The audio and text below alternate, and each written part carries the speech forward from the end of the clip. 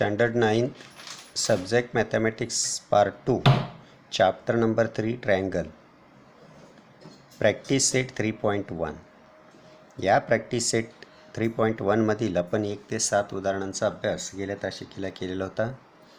आज आपण उदाहरण क्रमांक 8 यातले हे शेवटचं उदाहरण आहे. In figure line AB is parallel to line CD and line PQ is its transversal. Ray PT and ray QT are angle bisector of angle BPQ and PQT. म्हणजे BPQ या कोणाचा PT हा बायसेक्टर आहे, हे दोन्ही कोण equal असतील. आणि ray QT is the angle bisector of angle PQD. Therefore let, मग इथं जो भाग गिवनचा आहे तो पहिल्यांदा लिहून घ्या. In figure ray PT is angle bisector of angle BPQ. Therefore angle BPT is equal to angle TPQ. आणि या कोणांचं माप आपण दोन्ही इक्वल आहेत म्हणून या कोणांची माप जी आहे ते आपण x डिग्री असं म्हटलं. त्याला equation number 1. Ray QT is angle bisector of angle PQD. Therefore angle PQT is equal to angle TQD. हे दोन्ही अँगल्स इक्वल होतील. Let angle PQT is equal to angle TQD is equal to y degree. Now line AB is parallel to line CD and PQ is its transversal. हे भाग जो आहे तो गिवनचा आहे. Therefore angle BPQ plus angle PQD ह्या दोन्ही कोणांच्या मापांची बेरीज ही 180 अंश असणार आहे. Because angle BPQ and angle PQD are interior angles and interior angles are supplementary. मग BPQ या कोणाचं माप x प्लस x आणि PQDचं माप y plus y is equal to 180 degree from equation number 1 and 2. ह्या कोणांची मापं दिली ती लिहिली इथे. x प्लस x हे 2x degree and y plus y हे 2y डिग्री होईल इज इक्वल टू 180 डिग्री. हा 2 कॉमन ह्यातनं दोघातून घेतला किंवा dividing bye on 2 both sides. ह्या 2xला 2 भाग डिवाइड केलं, x राहिला. 2yला डिवाइड केलं, y राहिला. आणि 180 डिवायडेड बाय 2 हे 90 डिग्री आलं. इन ट्रायंगल PTQ, हा ट्रायंगल PTQ. आता ह्या तिन्ही कोणांच्या मापांची बेरीज PTQ plus TPQ plus PQT ह्या तिन्ही अँगलची सम ही 180 डिग्री दाखवायचे पाहिजे. Property of triangle, the sum of measures of all angles of a triangle is equal to 180 degree. मग या अँगल PTQ तसाच ठेवा. या अँगलचं माप आपल्याला काढायचं आहे. प्लस ह्या दोन्ही अँगलची सम ही 90 डिग्री आहे. ही x प्लस वायचं माप इथे आपण 90 डिग्री दाखवले फ्रॉम इक्वेशन नंबर 3. हा 90 या बाजूला ना 180 minus 90 degree. Therefore angle PTQ is equal to 90 degree. या अँगलचं माप आपल्याला विचारलेलं होतं, त्या अँगलचं माप या ठिकाणी 90 डिग्री आलेलं आहे. व्यवस्थित गणित एकदा दोनदा तुम्ही समजावून घ्यायचं आहे आणि आपल्या वहीमध्ये हे लिहून काढायचं आहे. पहा, यामध्ये PTQ हा 90 डिग्री इकडे गेल्यानंतर मायनस होईल. Therefore angle PTQ is equal to 90 degree. पुढचा थेरी पार्ट जो आहे तो आपण बघूया. कॉन्ग्रुअन्स ऑफ ट्रायंगल्स म्हणजे त्रिकोणाची एकरूपता.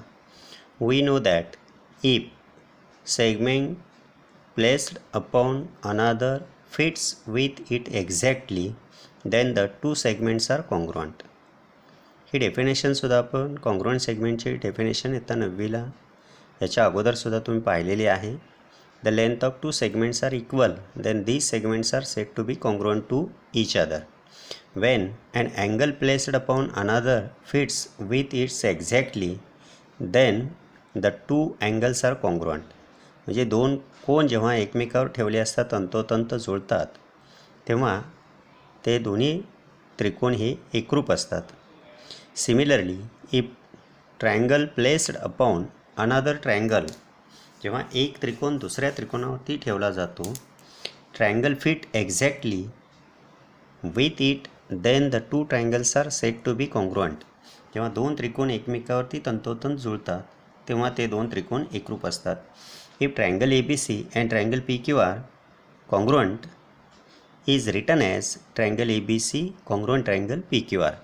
पहा, दोन त्रिकोण एकरूप लिहिताना आपण त्रिकोण ABC, दोन आडव्या रेषा काढतो, आडवा S काढतो आणि त्यालाच आपण एकरूप त्रिकोण असं म्हणतो, त्रिकोण PQR. Triangle ABC and another triangle हा A1 B1 C1 and A2 B2 C2 असे दोन ट्रायंगल्स आहेत.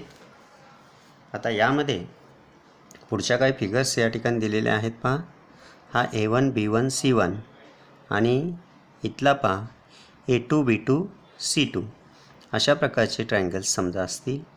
यामध्ये हा पहिला ट्रायंगल ABC, दुसरा ट्रायंगल हा या ठिकाणी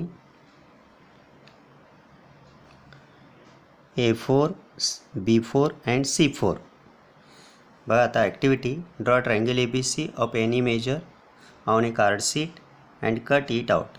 एक त्रिकोण ABC हा एका कार्ड शीटवरती काढायचा आहे आणि तो कट करून घ्यायचा आहे. Place it on a card sheet, तेव्हा तो ट्रायंगल जो आहे तो पुन्हा कापलेला त्रिकोण जो असेल तो कार्ड शीटवरती ठेवायचा आहे. Make a copy of it by drawing its border. म्हणजे तो समजा हा त्रिकोण पहिल्यांदा कार्डशीटवरती कापून घेतला, नंतर तो परत दुसऱ्या कार्डशीटवरती ठेवायचा आहे. त्याची कॉपी करताना आपण परत तो काय करायचा आहे, त्याच्या बॉर्डरनुसार कापून घ्यायचा आहे.